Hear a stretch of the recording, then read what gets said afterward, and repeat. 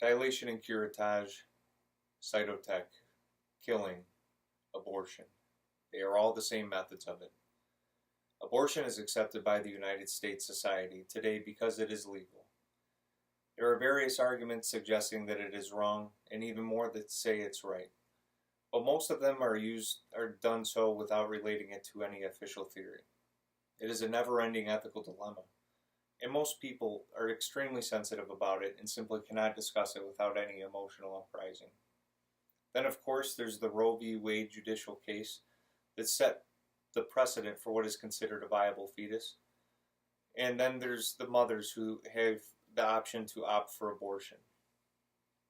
However, I would like to take this chance to set forth why abortion is morally wrong, how the current line of what is viable is in actuality inefficient, and how you can help fix it.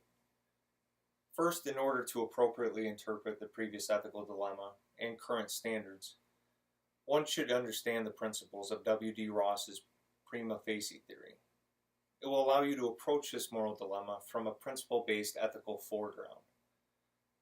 Ross theorizes on different concepts to understand why humans act in a morally right way based on several principles. This offers the guidance for the moral agent who is placed within the dilemma.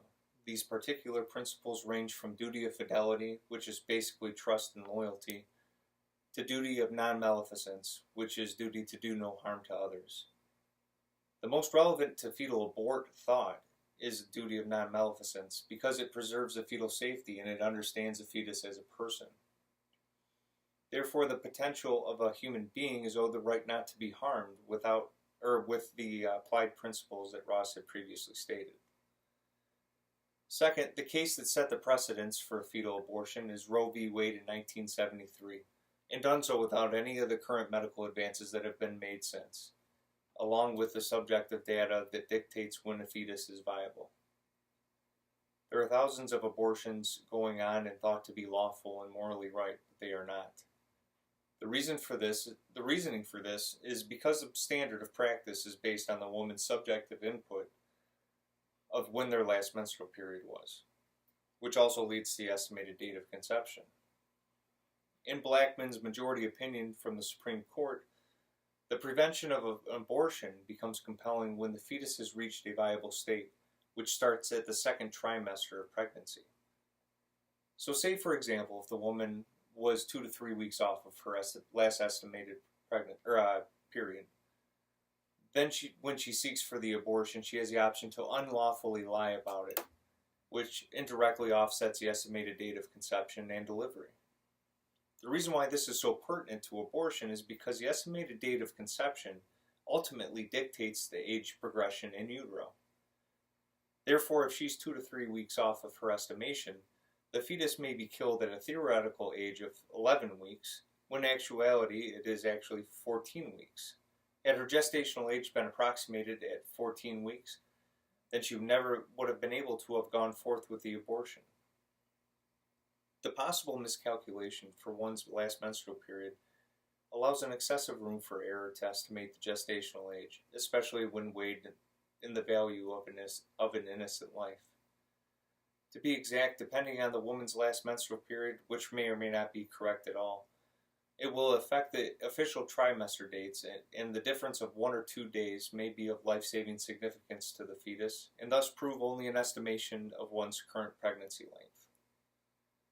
Third, in lieu of my previous example, the possibility for error should offer enough information for one to want to deviate towards the side of caution. Another researcher had suggested several criteria that would depict personhood and warrant the preservation of the fetus.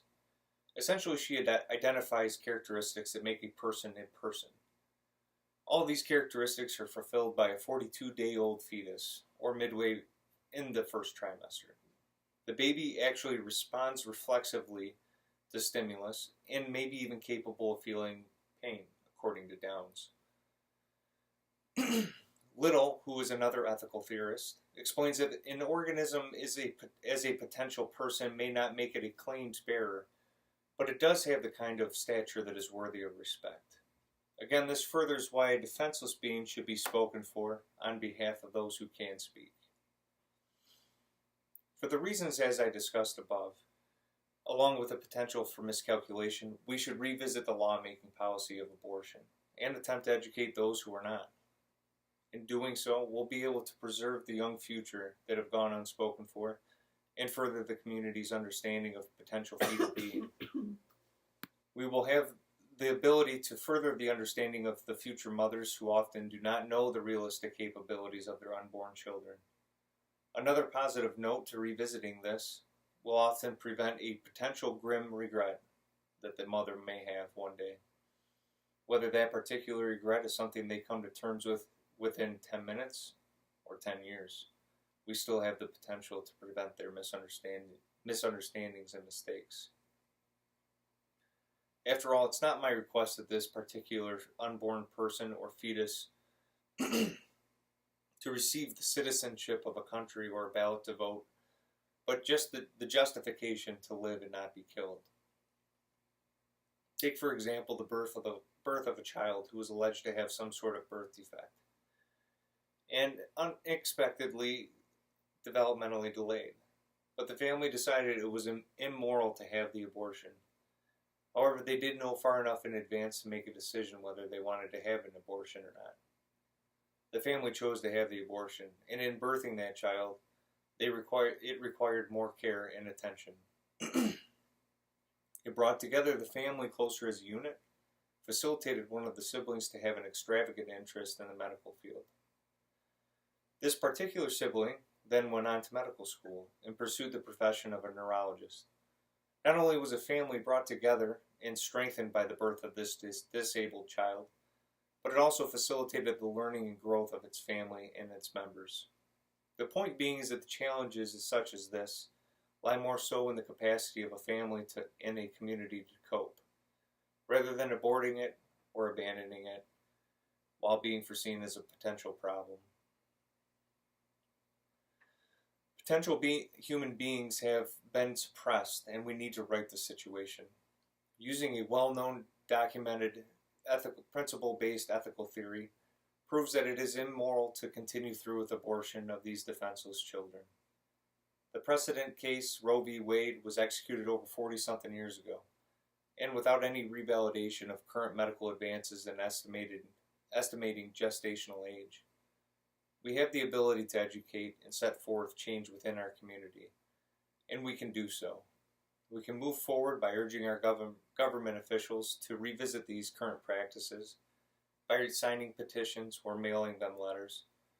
At the very least, we should attempt to educate the future mothers of our country and save a couple children. Thank you.